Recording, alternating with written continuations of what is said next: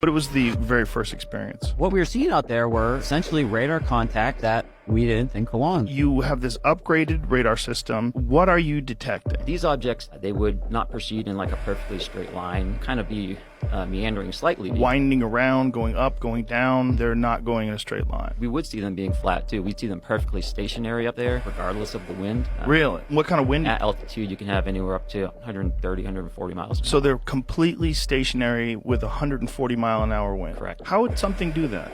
It's confusing to me as well.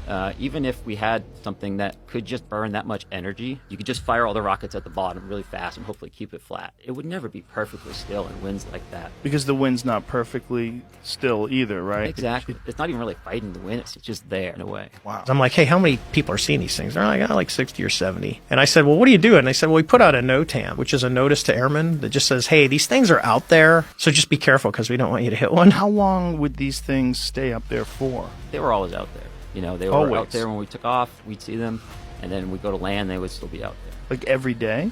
Every day.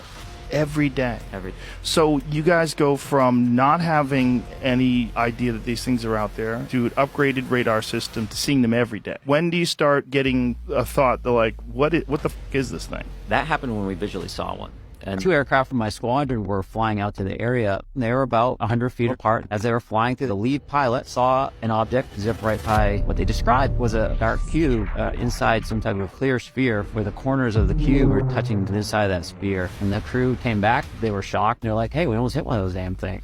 And we all knew what he was referring to, even though we didn't necessarily have a name for it, just because we were seeing these so much. So it's some sort of solid black cube that's inside this translucent sphere. It's just flying around the sky. You kind of have to zoom out a bit and say, why is this weird? It was hanging out for perhaps 13 hours. 13 hours? Perhaps. They were out there all the time. There was really no answer what it was. And so our squadron filed a safety report, and we continued filing reports. Riot Grapes and many other pilots reported these strange encounters. Had no wings, no cockpit, no intakes, no exhaust, and were somehow seemingly able to fly. They began to have encounters weekly, almost daily in some cases. I can't tell you how many times I've talked to pilots, both civilian and military, say, hey, Lou, the reason why I didn't report this because I didn't want to lose my job. I got a mortgage to pay, I got kids, you know, if I report this, they're going to think I'm crazy. So we've been battling this stigma for a while, but I couldn't just ignore the things that I was seeing just because everyone else was uncomfortable talk. It's just a matter of time until there's a mid-air collision.